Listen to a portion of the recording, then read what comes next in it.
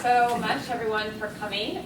We are excited today to offer part of our sort of professional development series, the panel today on careers in data science, with our esteemed panelists from the field of machine learning and data science.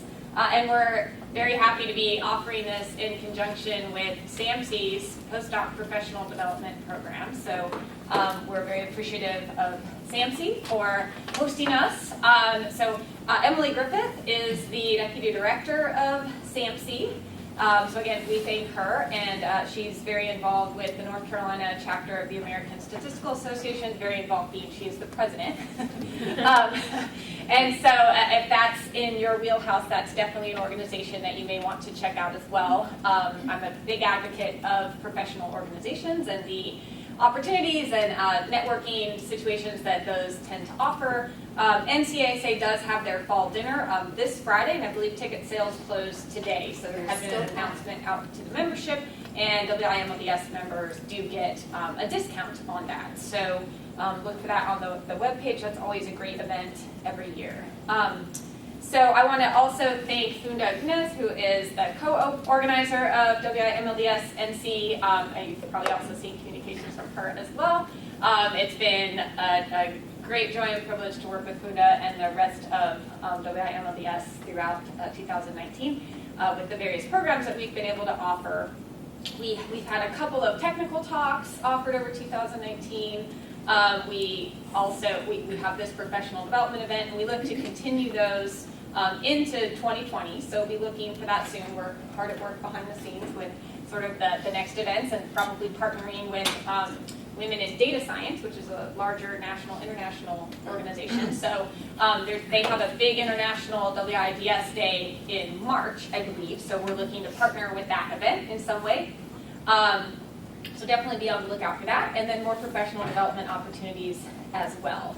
So I think that's it sort of for the announcements. Again, restrooms are just outside the glass doors there. Feel free to get up and grab a bite and beverages, etc. And again, there is another event running shortly in the area over there. You're still welcome to go in and grab water, but we do want to keep separate from that event there. So lastly, this event is being recorded. You may have noticed all of the fancy equipment there, so just letting you know that. So we're going to kick off the panel discussion, letting the panelists introduce themselves, and I have some questions for them, but we're definitely going to leave time at the end for audience questions as well. And do feel free, of course, to jump in and ask a follow-up, etc. So it's not overly formal. We're just looking to have a great discussion today. So, I'm Elizabeth Mannshardt. I've been sending emails. I'm very excited to be here today. So with that, I will go ahead and let the panelists introduce themselves. So if you want to take 30 or 60 seconds to talk a little bit, just a brief bio and brief overview of who you are, where you work, etc. And we'll start. Thank you. So how to make this work? Just talk. Just talk. Yeah, just talk. It's hot. So I'm Shahar Keenan. I'm Chief Scientific Officer of Cloud Pharmaceuticals. We are a small local biotech company. We're using some AI, some machine learning, a lot of computational chemistry to design novel molecules from very, very large chemical spaces. And I'll be happy to answer questions later on, so yes. I'm Melissa Nysewander. I am Vice President of Data Science at Fidelity Investments. I lead a team of data scientists on the People Analytics team, which is the group that has been tasked to study our own employees. So I do a lot of AI, machine learning, data science type of work to better understand sort of the employee life cycle. Are we hiring the right people? Are we firing the right people? All of that sort of stuff. Hey, I'm Gül again. I'm a Senior Director of Advanced Analytics in IoT division in SAS. SAS is the leading analytical software company. And I've been there 30 years working on very different projects and enjoying myself. Happy to be here. Thanks for inviting me. Hello, I'm Ana Rappold, and I am a physician working at Environmental Protection Agency, Public Health Division. And I am currently a branch chief of Clinical Research Branch. In our branch, we do clinical research as well as epidemiologic research and computational biology. Hi, my name is Sudipta Dasmohapatra. I'm a faculty and the director of the master's program in statistics in the Department of Statistical Science at Duke University. I am involved in, and I work with students that are master's students all across Duke in data science. So, for example, I'm in the steering committee for the Master's in Interdisciplinary Data Science program at Duke. I also teach in the Master's in Quantitative Management Business Analytics program at Duke, and I am also Associate Director of Diversity at SAMSI currently, where I am involved in putting together, and organizing and taking care of workshops that have focus on data science and machine learning for undergraduate, graduate students, and professionals here.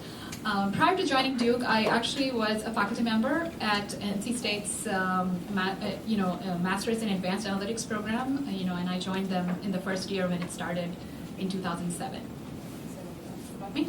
Thank you. Great, thank you.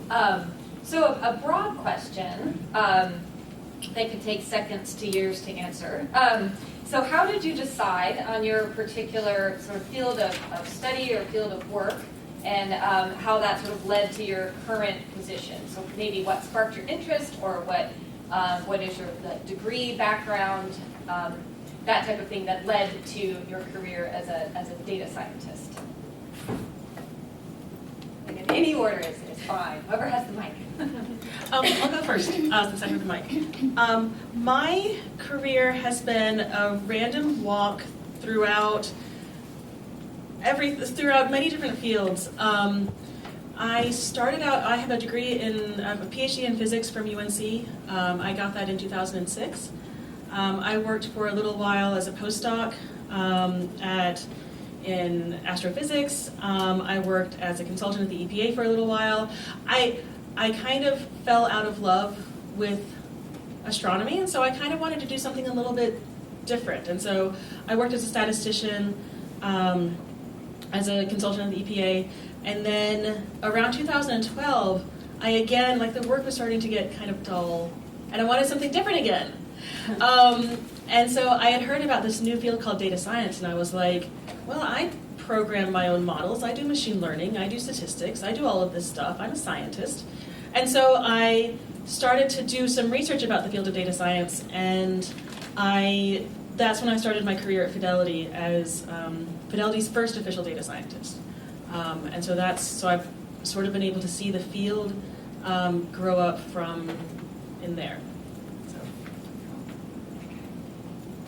A random walk is a good description of a career. So I'm a problem solver. That's how I think of myself. I don't think of myself as I'm a data scientist, I'm this or that. My background is industrial and systems engineering. I minored in computer science when I was doing my PhD. I came to North Carolina for my PhD in North Carolina State University. And actually, EPA sponsored my PhD research. And I never thought when I was doing my PhD I'd work in a software company. But I applied to the job because my mentor in EPA told me, oh, the cream of the crop goes there, you should go check it out. So even before I had a resume, I applied to SAS because he insisted. And then they offered me the job, and it was like marrying your first boyfriend. I almost cried. It's just like I didn't know the options. But SAS has been exciting. I worked on financial risk forecasting, retail optimization solutions, and actually the PhD area was called decision sciences, but the term data science and all weren't invented when I was going through school. But it's been all kinds of fun. If you're passionate about if I'm passionate about the problem we are solving, every project is job satisfaction. And I've learned a lot in my years in SAS. Sorry, I didn't mean to. I just want to add to that. I really think that I've never met a data scientist who is not happy in their job. And part of that, if you have to think about the root cause, what makes us happy is if we have some rationale behind our lives, right? If the decisions are not completely arbitrary or they don't seem arbitrary, so we go into work and we use data and we answer questions based on data that automatically makes you more happy. Yes. Going into work every day from day to day, right? Your boss may be one way, or I don't know who. Your colleagues may not. But if you have the data, that's it. There's nothing to argue about, right? Most of the time. Yeah, I think I was like you, marrying my first boyfriend. I came out of the graduate school and I was looking for a postdoc. I really wanted to actually stay in the area, but there was a lot of opportunities in this area between the universities, and SAMSI was actually then very active already. And EPA felt like a place where when you work toward a higher cause, and that really appealed to me. I felt even if things don't work out, if I spend my time helping understand the environment and improve the environment, I will feel good about my contribution. And I didn't marry my first boyfriend. So my PhD was in marketing, so from Penn State, and I graduated in 2005. And during my PhD, I realized that they forced me to take statistics courses. So they said you have to take 6 credits of stat. And the first course that I took in statistics was eye-opening for me. I said, this is what I really want to do. So I was passionate about it. And for 4 years, continuously, every single semester, I took at least 1 stat course, if not 2, every single semester, to the dismay of my major professor, that, I was actually moving away from this. And then I was very deliberate when I was looking for a job that I wanted a job as a data scientist. At that time, in 2005, there was no jobs that actually had the position that was called a data scientist position. So I joined, the consulting firm as a marketing science, and quantitative analyst. And that kind of jump-started my career in this area. I worked in consulting firms in several different, with several different industries, doing a lot of the data science work that people are doing today. And I'm really glad at what I learned there, because, today we talk about a data scientist as, somebody that marries, statistics with communication and leadership, with the practice of, real data, right? I learned all that during the 3-4 years that I worked in the consulting firm. And I met the director of the master's program in advanced analytics from NC State at one of the conferences, and he really talked passionately about the program, and how data science is going to be he's a visionary, Dr. Michael Rappa, and so he kind of started talking about what a master's program in advanced analytics can do. This was the first program in the nation, and I was completely, drawn towards his vision. And when he invited me to come in and teach in the program, I jumped on it. I never thought I would be in academia, but I loved it. The first year that I went out there, I knew that I loved, talking to the students. I loved bringing in my experience from the industry, to education. So I would say that I'm a self-taught data scientist. I worked on a lot of things on my own, learned all the different models on my own, and I'm glad I fell into it the way I did, because it does give me a unique perspective of looking at this particular area.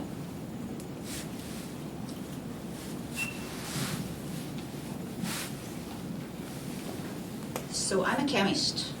I'm not a data scientist. I use data. all the time. I make sure it is rightly curated, used correctly, the models give us the right answers, and we test those models. But when I think about myself, I'm thinking about a chemist. All my life as a chemist, I've worked with large data sets, starting from my PhD, and they are working in cases that are gray. Not black or white, but gray. In chemistry, there's not a lot of problems. There were not a lot of problems then that were gray, but since that time, there's a lot of people who understand how much grayness there is in chemistry and how much you need data to understand the grayness and to figure out how to move there. So my PhD is in computational chemistry. I came to the US to do a postdoc, started again working with large data sets in material science, moved to Duke here to look at large chemical spaces, and afterwards the idea that we developed at Duke span out to a small company, Cloud Pharmaceuticals. And at Cloud Pharmaceuticals, at the beginning, we had the tools, the chemistry tools, to do that. But then we figured out that we need a different set of tools. And we started to look at data science. And I'm a self-taught data scientist, or a data chemist, if you would like, and learned everything I know from the internet and from some other sources, but a lot of it is through the internet and through classes through Coursera and Udacity. And basically the way I learn data science is I do something, I look around me, I ask 4 people, they all tell me this is wrong, I need to do it differently, and that's how I learn data science. And so far it seems to be working pretty well. Great. So, those are really interesting answers, and interesting to me personally. I've run several panels, and I always ask the question: is this your anticipated career path? You know, when you were 5, 10, 15 years ago, where were you thinking you would be, and are you there now? And it's interesting because you've all sort of already answered that question as part of your journey, right? So we all kind of have a maybe perhaps non-traditional career path. And then it leads nicely also to your answer led very nicely into sort of the next question. So you said, well, I'm not a data scientist, and then you instantly described how important data is to your day-to-day career and all of the considerations that you have to take into account when you are utilizing that in your day-to-day work. And so that leads to the question, how would you define data science? So kind of a bit of a fun, controversial topic in terms of what that umbrella could encompass. It definitely has different meanings to different people, probably different meanings to all of you there. But in 20 seconds or less, or take a little longer if you need to. But when you think of the term data science or data scientist, what does that encompass to you? And is there one definition? Yes, go ahead. Yes. It's kind of a philosophical answer, I guess. I'm sure it's defined 1,000 ways. But I think data science is, in a way, our jobs and the sciences around it is trying to get the data to sing a song. That's how I think. Because the truth is in the data, and it's been really exciting looking most recently last 6 years into the IoT connected world, sensor data, the frequency, the volume, where there's some song hidden in there that we're trying to get to. So I think of data science as all the scientific and computer science or statistics or anything that helps to get that true song of the data out. That's too philosophical? Oh, no. Okay. I philosophize about it. I get this question all the time, in panels as well as, in talks about how would you define data science, or what is the job of a data scientist? And I think you kind of took it in a philosophical definition of that, I as an educator have to really provide, like, the students want to know exactly what it is. So yes, of course, it is looking at data and trying to find, meaning out of it, so that we can make decisions, right? But in reality, when I look at the jobs of the different folks that go in as data scientists into different positions, or I look at what we actually provide within the educational field, and talk about you are a data scientist versus you are a data scientist. What we are really looking at is a combination of, I think, statistics and computation. I kind of alluded to it a little bit earlier, plus some real life experience with real data, out there, with some leadership team experience. I put them into 3 buckets, and a combination of all that is basically data science. And anybody, within this room can put themselves in, if you look at these 3 buckets, there would be a different type of combinations of where you would be. Either you can be in 1 bucket, or you can be in a combination of 2 buckets, or in a combination of all 3 buckets. But in reality, that's what I really consider to be a data scientist, is, somebody who has experience or is working in all those 3 areas. But it's a very, very broad thing, now. The definition is really confusing. Everybody is a data scientist here. And it's, and it's confusing for the general public themselves, but coming from education and my own experience, I would think that, anybody that's working over the broad 3 buckets that I talked about.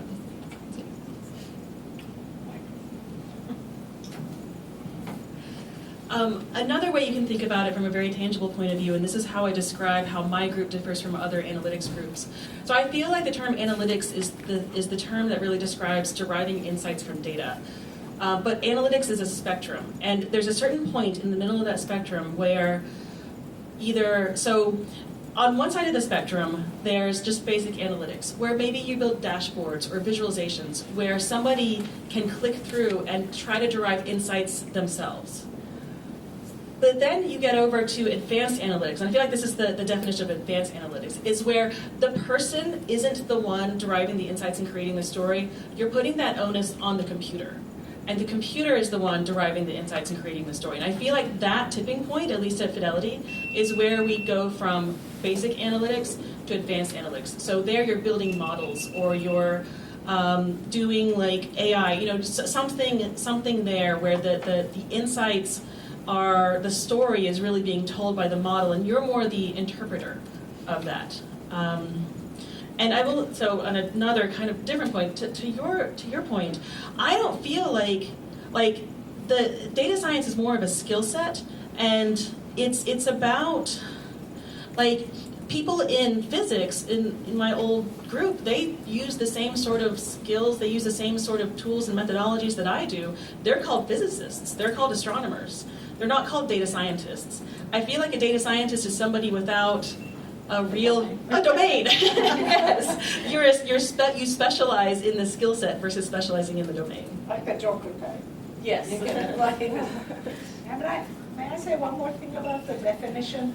I doubt the definition of data science, or whatever is the next term that's going to replace it, is going to remain static.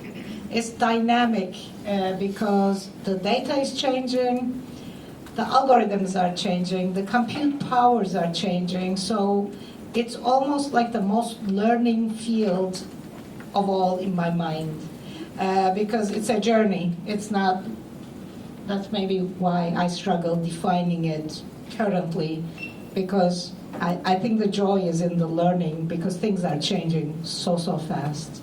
Sorry. Sure, no. So, I think, for me at least, everybody here talked about the data. I'm talking about the scientist. So, for me, whether or not you are a data scientist or not is depend. When you build a model, can you justify it? Can you say this is correct, and what are the error bars? Okay, and what would happen if I use a bit of a different model? Right? Can you play with it a bit and still justify your model? And this is where when I think about a good data scientist versus somebody who works with data, right? this is where the difference is in the science. So for me, you need both the domain expertise, because without the domain expertise, you don't know how to make sure that your model is working. Right? You don't know that you're asking the right questions, and what are the small points that you need to look at to make sure that your model is still working there.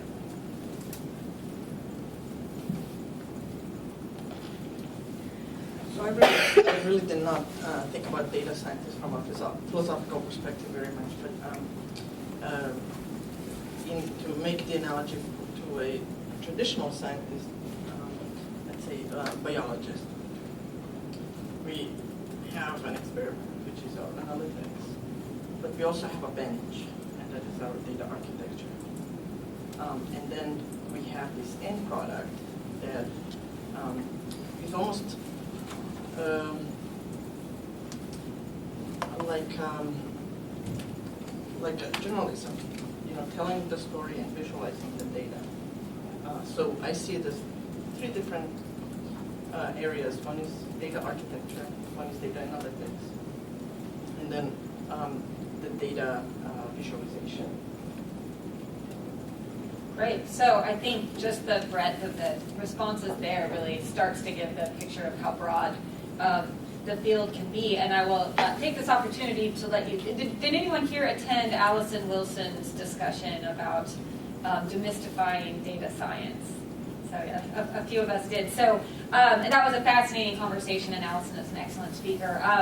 And so she also touched on the idea that it's really broad umbrella, and data science is a team sport. We really all bring skills together, and some of us have some buckets, one or two of the buckets, and if we find that unicorn that has something in all of the buckets, that's fantastic. So, and I will mention that Funda and I have been, again, hard at work behind the scenes trying to get a platform up where we can put up blogs and post materials. So we're very close to having that ready to launch, and Allison's slides will be up on that platform once we get that launched. So we will email members likely early next year and say, look at our amazing website that we did.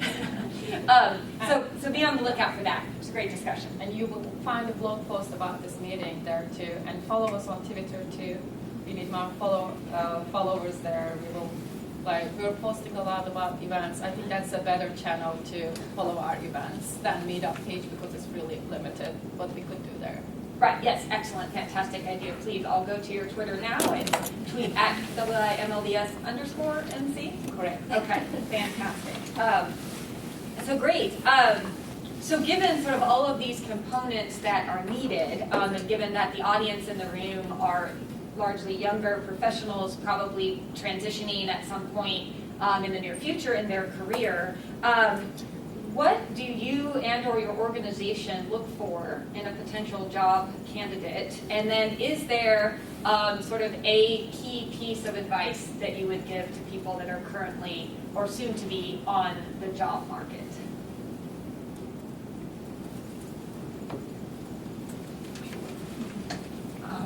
I'm in R&D in SAS, so I can only speak for what we look for if we are hiring people in R&D. We look for a very strong, whether it's statistics or whatever field, very strong base, because our R&D people create new algorithms, not only develop the code. And along with a very sound academic foundation, we also look for very strong computational skills. So we are seeing actually more and more resumes where a science or engineering degree comes along with a computer science degree, minor or whatever. So we do look for that. Being brilliant never hurts. And we are looking for innovators and those who will get passionate about what they do, because passion drives innovation. That's mostly what we look for in that general level, and that you can work with a team. So not be a prima donna or anything, because I have learned more in my years in SAS from other people in SAS and our customers that I've learned in any degree that I got.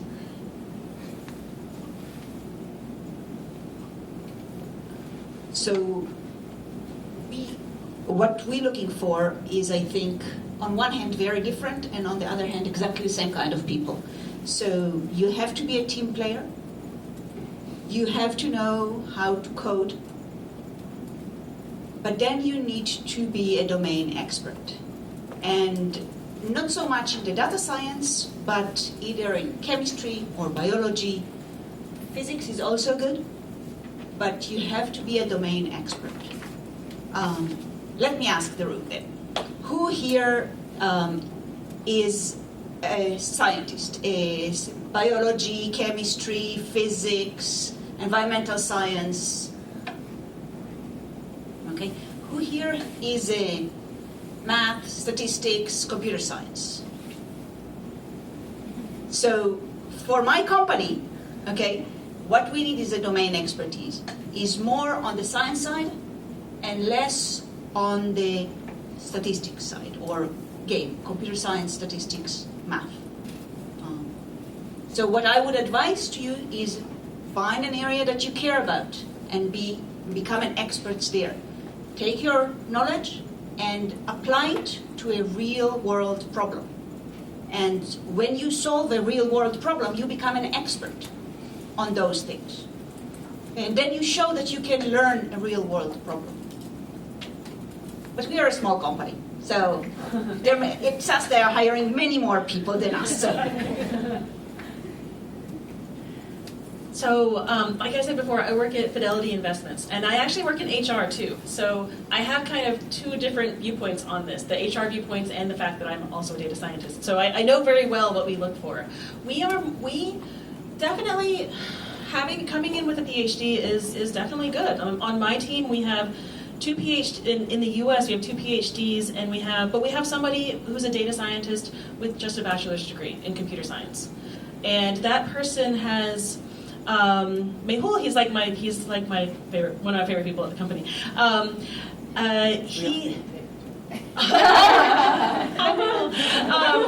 So he has worked his way in a very non-traditional path. He started in our a thing called this LEAP program, where we onboard young computer scientists and young developers.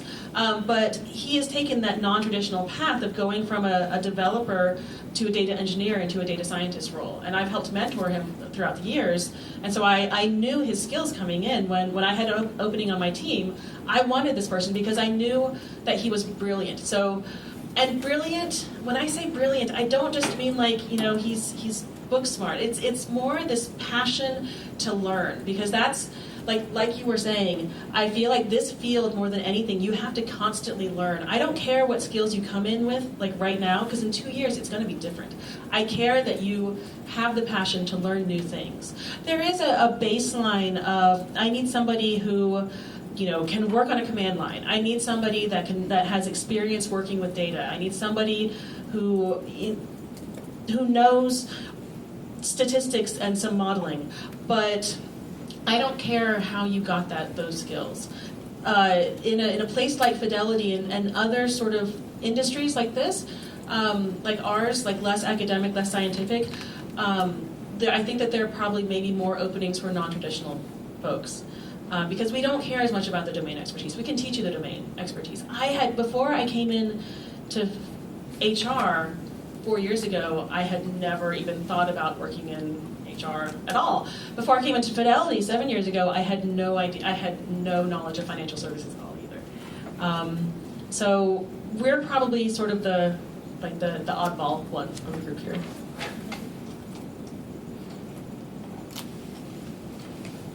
So I work for EPA, and I'm going to have to speak for HR, but I guess better that I provide perspective on what I think would make you happy and a good member, could fit in well. And I do. There's this. There's this strong component that you do have to learn. You don't have to become an expert in a different domain, but you do have to have significant knowledge of this other domain, and make that effort. It's just the reality of it. The domains are not going to come to you. You're going to have to come to them. And that has made my career very successful. And I think every statistician or data-oriented person can make that because, again, we rely on the data. But it does require us to have good communication skills and be good team. So, not that in academia, but that in academia you don't need that, but I think academia gives you more opportunity to really focus on, like if you want to be studying a particular type of methodology, then I think your career choice is better in academia than it is in the industry or the government. I think it's very difficult if you think that you want to be a statistician and just do statistics, that you would be happy at a place like a government agency, like in the sense of you do your analysis and you hand it over to someone. There probably are agencies, that have a lot of statisticians that can be a successful model. But if you work at a place like UPA, you will have to learn a lot about other fields, which include chemistry, atmospheric chemistry, medical fields, biology.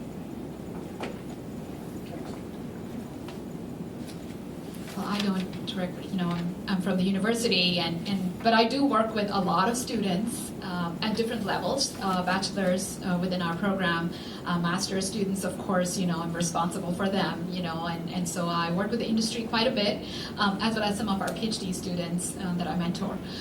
So, and what I'm going to talk about is based on the feedback that I received from the industry, specifically. I'm not talking about academia here, but based on what I've heard from the industry, there is a threshold level of technical skills that they want the students to have, so that they feel comfortable that we can give them a particular type of problem and they're going to be able to attack it, right? One of the big things that I hear from them is about working in a team and the softer skills, communication. Is it possible for the students that are coming in, or the people that are candidates that are coming in, to be able to look at the data and interpret it correctly, right, and make business decisions based on that? No matter whatever domain they go into, financial services, healthcare, no matter what it is, they should be able to look at not only finding the patterns in the data, but also should be able to communicate it effectively. So that is one of the big things that I've heard from the industry, that is number one for them, right, after that threshold level has been reached.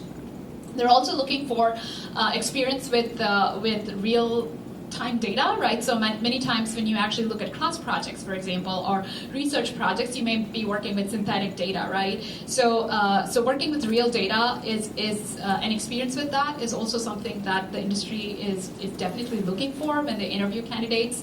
They do that, and over that, I would say, making sure that you know at least one of the tools, right, statistics tools or computational tools, to be able to go into the industry and with confidence be able to start working with if you know one tool, you would be able to kind of transform into the other tool a little bit more seamlessly than if you didn't know any. So that's what we've been seeing from the industry perspective. Of course, what they are going to look for, the type of tools and all of that, it will change over time. But I would say, be passionate about what you want to do. Critically think, about a particular type of problems during the interviews or even during the job. That's what, and being curious about the data. That's something that definitely people are looking for, at least within the industry. I know because all of us came from very non-traditional backgrounds, right? When I was in marketing and people said, why wouldn't you want to go into just general marketing area, and why do you want to do more of the data side, right? Because I was passionate about it, and I said, this is what I really want to do, and you kind of have to reflect that, with with your work, within in your resume or when you're talking to people during the interviews, you have to reflect that. So I have seen among my students some of the most successful ones, right, with like quick jobs, and the type of jobs that they want. Generally, they go after them. They know what they want. They get the relevant experience with real. With real data. If they haven't worked with any real data, they will go to Kaggle and just do a project on their own so that they can talk about it, right? And the communication, skills. Great, thank you.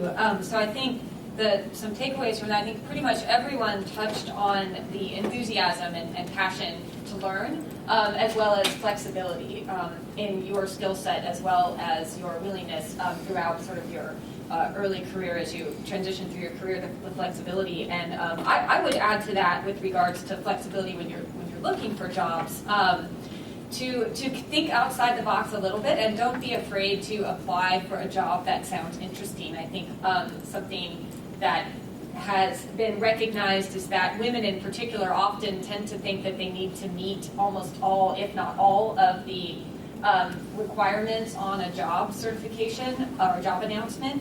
And it prevents them sometimes from applying when really those are sort of what the manager is putting out there as the ideal candidate. So I would personally encourage, if you have 50 to 70% of the things on the list, you are probably a really great candidate for that particular position. And then with regards to flexibility, just in my last 6 months of managerial experience, I was able to hire 3 different people off of different job certs because they were passed along. So to be flexible in that way, you never know that wasn't necessarily the best fit for that particular job, but they said, hey, you might be interested in this particular candidate. So you never know, and really keep your options open and be flexible and sort of be willing to take a little bit of a chance. And what's the worst that can happen, right? They just don't hire you.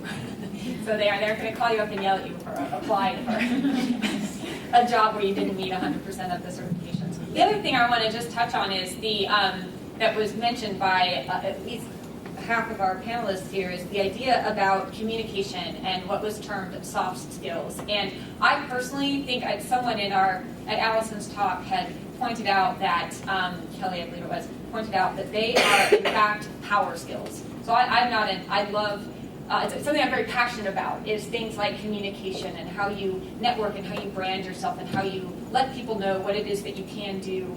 And I don't consider those soft skills. I've never liked that when Kelly said power skills. That's the perfect description, because these are things that you need to do as a communicator, as a collaborator, as a scientist, skills that you need to have and need to be cultivating from the beginning. And so as a sneak peek, that is one of the things on the agenda, hopefully for the spring, is to have a power skills discussion or perhaps mini workshops. So again, keep an eye out for that. I've given several presentations on it, and there's always really interesting, great feedback about the material, because it doesn't tend to be something that's always directly addressed. People talk about core coding skills, absolutely crucial as well, but that set of power skills is something that you may want to think about how you can cultivate within your own career. So I just have one more super quick question for the panelists, and then we'll turn it over to the audience. And so this is just a simple, hand-raised couple of questions. So first of all, we probably know the answer to this, but how many of you are exactly where you thought you would be 10 years ago? Okay. So as you plan your career, just sort of think about these. And how many of you have applied for a job that you did not end up getting?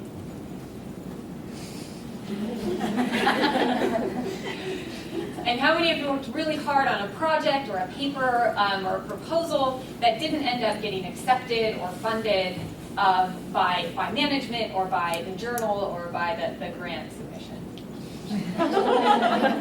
I have a list of everybody who said no to me. I'm very proud of that. You would be surprised the number of science and nature papers that were not accepted by me.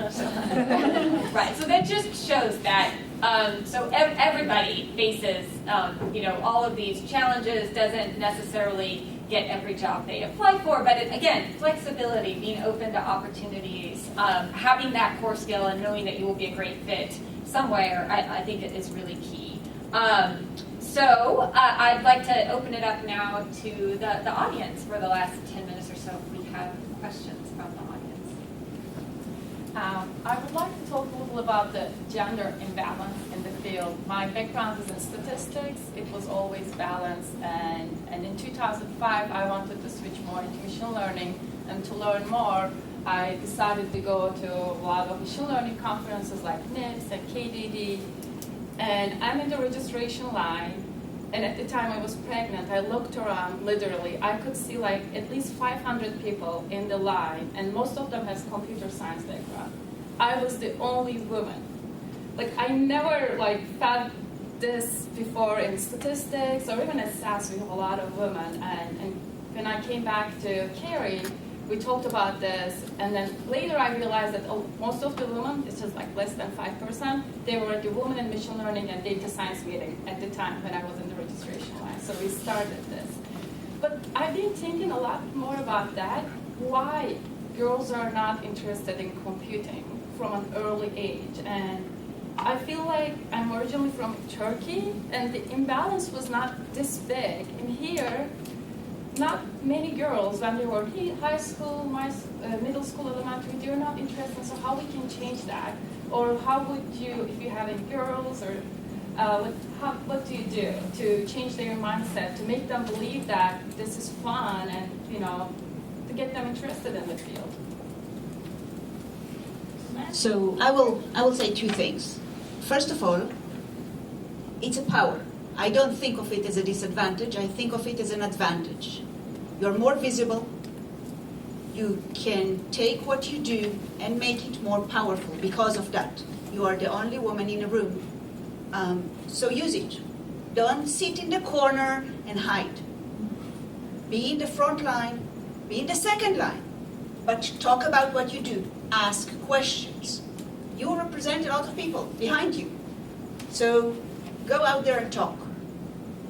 Also, women have more of the power skills that many men are not so strong at. So, no, really. So use it. Use this to your advantage. You show that you can do this, step up to the field, right? I'm going to go into sports analogy, which is wrong thing, but really, go for it. You want something, apply for it. What you said before, there are a lot of jobs that you're not good for, or that you're not 100% for. But these jobs are for a unicorn. They will hire a zebra. So go there, apply for it. Okay? And be a role model. And that's your answer. When somebody says, I need some people to volunteer to talk at the school, the elementary school, the middle school, they need a scientist, a computer person to talk to kids. Go there, volunteer. Don't say, they probably don't want to see me. They want to see you. You talk with young people, you talk with kids, tell them what you do. Be your own advocate. Show them this is a possibility. For many kids these days, this is not, women are not as visible in those kind of roles, in computer science roles, in science, in data science, definitely. So be that role person. Think about your own career, about the person that was your own role model, and be that person. Why aren't more females attracted to data science fields and in college? I've been trying to help North Carolina State recruit more females to engineering programs. It's mostly because the high school students are exposed to basic sciences, but not really, they don't know what an engineer does, other than fixing something or something. So I think if we want to change that, we should probably go to high schools and increase awareness. I see from our hiring, I went to engineering school 30 years ago. I remember one other female. And I have become gender blind or gender insensitive. I'm used to it. Probably my awareness of, there are more women around is more recent. We do have a lot of females in R&D in SAS. So I think I found out later that I'm probably a living feminist, but I wasn't aware of it 20 years ago because there was no other alternative. Actually, if I can share an episode from the Thanksgiving weekend. I was watching, my boys and my husband were watching football, and the sportcaster, you know how they need to talk about what just happened that you saw? He made a remark that the Clemson coach wanted respect, and that's how life was. Men wanted respect, and women wanted love. And then the other three panelists there just kept on talking. I'm like, wait, what just happened here? So I think gender bias, it wasn't gender discrimination. He didn't mean it negatively, but just that thought coming out as some grand wisdom. No, I want respect. And we all want respect at work. And my boys, my husband want to be loved too. So I think it's a double-edged gender bias going on. My recommendation would be get to the bottom of that gender bias and change that. And I'm very happy there are males in this room because they're the ones that need to find that sportscaster, whoever he was, and correct him. No. But anyway, I think it's not... That seems to be the root cause of so many perceptions of women in data science fields or any other field. I don't think it's limited to data science.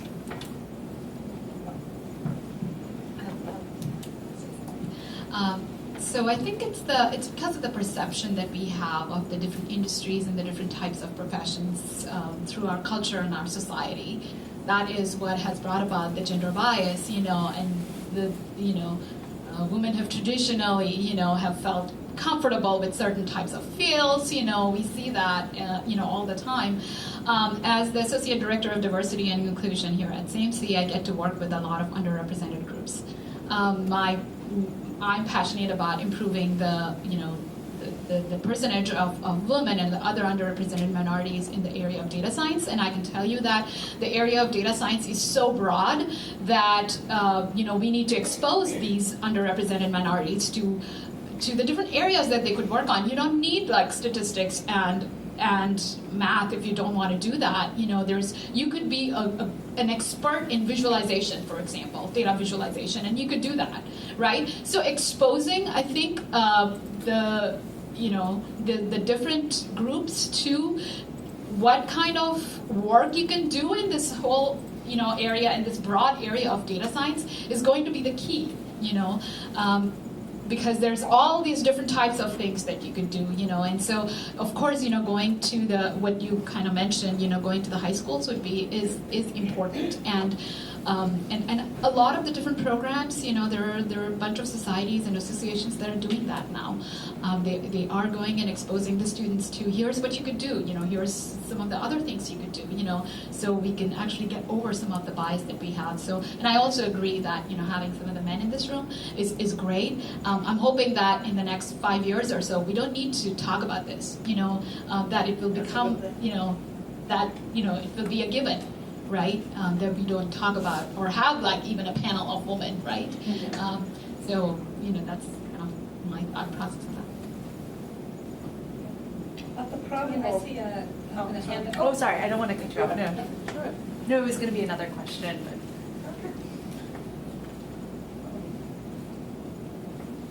I'm not sure. Yes, we only have well, actually, we can stay for a little bit longer, but so what's the additional question? So I struggle. When I entered my PhD program, I was given the advice to stay flexible in my expectations of how to move forward. And you all have mentioned a lot of really interesting things about domain expertise and what this process might look like, and the joy you'll experience by just answering a question that's important and staying flexible with that. And I appreciate that.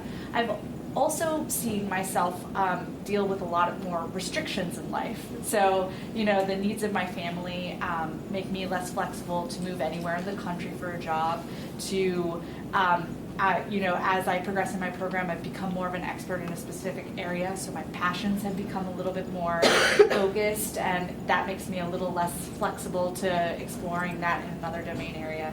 If this is something that relates to you, how would you recommend someone who's struggling with that to proceed? What kinds of things can you do? That struggle is real.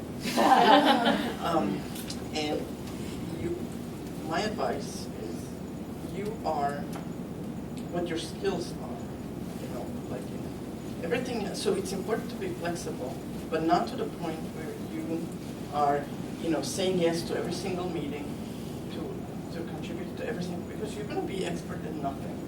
And then you're not going to be, no one needs a collaborator to write R1 grant if they cannot do a specific part of that deliverable or any other. In the companies, you have the same things. So you have to be flexible in some ways, but you still have to have the skills that, you have to be focused on your skills and how to grow. So for me, it was a real struggle. How much do I pay attention to learning this other domain and their priorities? Because my job was to help the scientists, right? Versus my professional development and getting further, learning more statistical methods, another computer program. So you really have to balance that. And right now you're in PhD program, so focus on your PhD. It's just that's what's important. Later, when you go into job, you will. And in terms of flexibility, I cannot. I have 3 kids, and my husband is a pilot. He's gone Monday to Friday. It's a life. I mean, many people have this kind of life. I outsource everything that I can outsource. There was a year where I outsourced going to the grocery store because I didn't like the way my husband goes to the grocery store. And why would I argue about that? I'm not going to have an argument over the groceries. I only have Saturday and Sunday with him. So, why are we doing this? Every moment I have at home, I want to spend with my children, right? And I work to make money. I spend my money to make my life work. I'm not ashamed of doing some things. It's not that I am too good for something. I just cannot take 3 kids to the grocery store. I can't. I walk out without milk. I mean, it's just not possible. I have a question. What are you doing your PhD in? Because the answer is probably dependent on what you... I'm a PhD in epidemiology. Yes. So actually, one of the things, I didn't know that.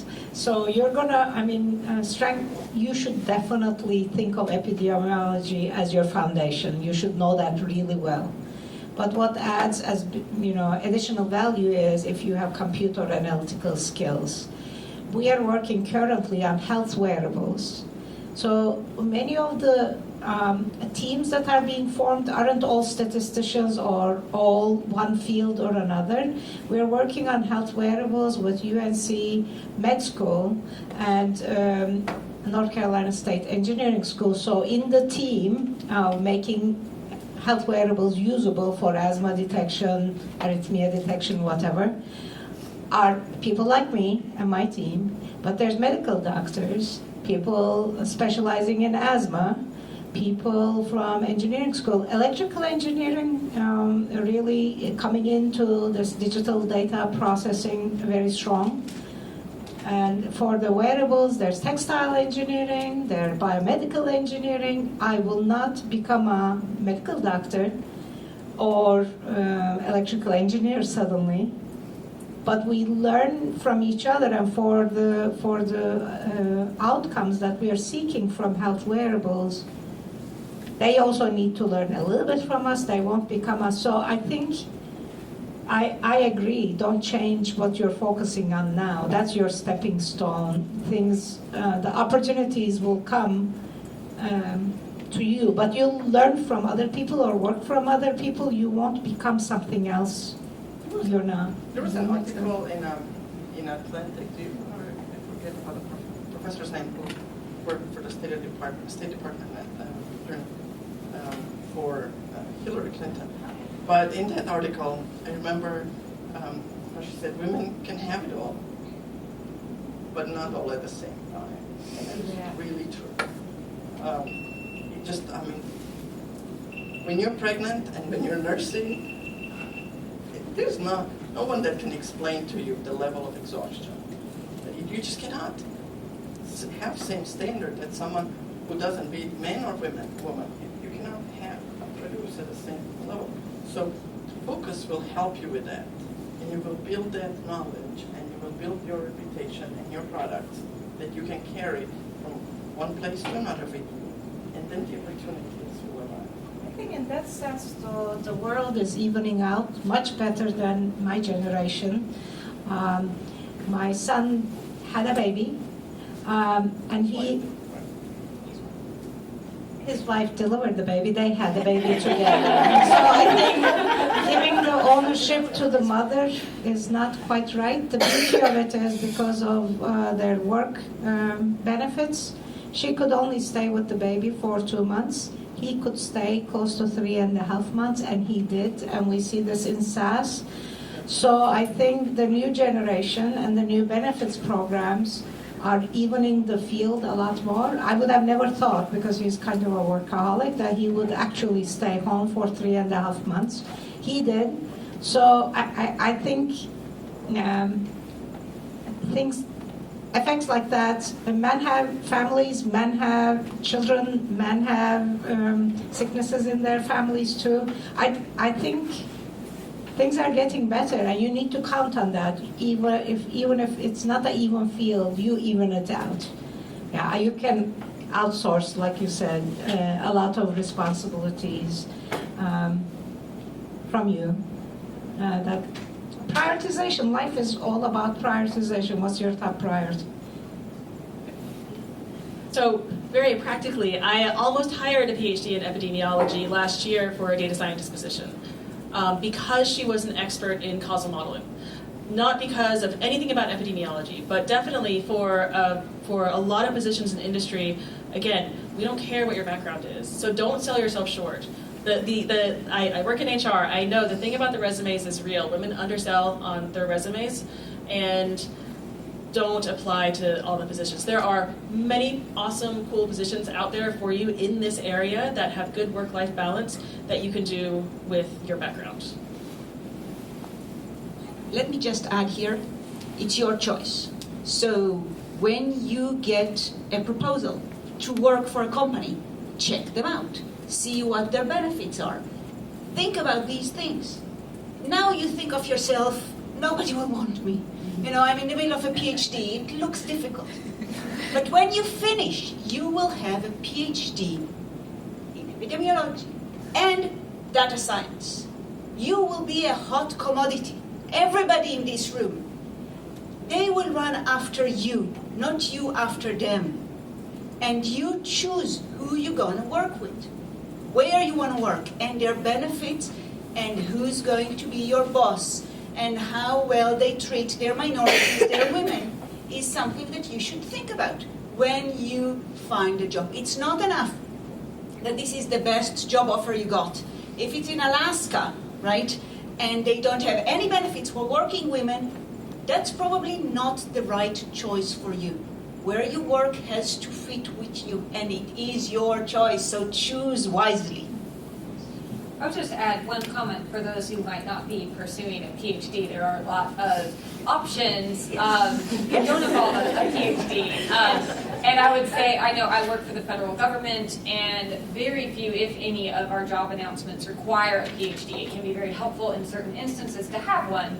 But what I think is important is to show that you are an expert in some area of your field, and that you have the flexibility and the enthusiasm to learn. So it is And being a PhD does give you a path, a lane of expertise, and you should capitalize on that if that's something that you want to do. If you do not want to get a PhD, do not do it. It is a long road. So it is, you have to love the field and then want to have that as your end goal. But there are lots and lots of opportunities for bachelor's level and master's level in the field of data science, where you can arguably go on and probably make more money than the research PhD. So just keep that in mind. It's not all about the PhD. Many different paths to a particular career and end goal in sort of that domain. With that, what I would really like to encourage people to do is please stick around. Hopefully some of our panelists can stick around as well, and feel free to come up to them and others here in this room. Keep in mind that your current colleagues and associates are your future professional network in terms of what you're looking at 5, 10, 15 years down the road. And so please meet people here today, and please, please, please eat the food. I do not want to schlep the deli trays back to my car. So please have some munchies. And so I just want to say two things. One, I want to thank Kelsey McDonald. So she is newly sort of on our organizing committee for WiMLD SNC, and she is a graduate student at Duke. And we are definitely interested, so Kelsey, we are definitely interested in other students or possible postdocs, et cetera, that might want to be involved, because we are always looking for ways to engage those communities and find out what your interests are, what types of events do you want to have, and how can you help us reach out to those communities. So please feel free to contact myself or Funda. You come right up to us today, or you can send us an email. And then if you are not a student, we're also interested in you possibly being involved in WiMLD SNC, so you can talk to us about that as well. We always need ideas, we need assistance with events, that type of thing. So please get involved. And again, I'm a strong advocate for professional societies in general. So whatever your profession may be, I'm a statistician. I've been very involved in the American Statistical Association for several years, including the North Carolina chapter, as well as the government section. So look for that in your field if you're a mathematician, a computer scientist, et cetera. A great way to find these types of events. And expand your networking, and they often have career fairs. And then I have noticed that my own role within the professional society has evolved throughout my career. So I used to attend conferences and go to these technical talks. And now I network a lot. I go to power skills presentations because I want to learn how to develop that side of my career. As apparently I'm now a mid-career person. I don't know when that happened. So thank you everyone for coming. Please eat some food, and thank you so much to our panelists and to Funda and Kelly for all your work.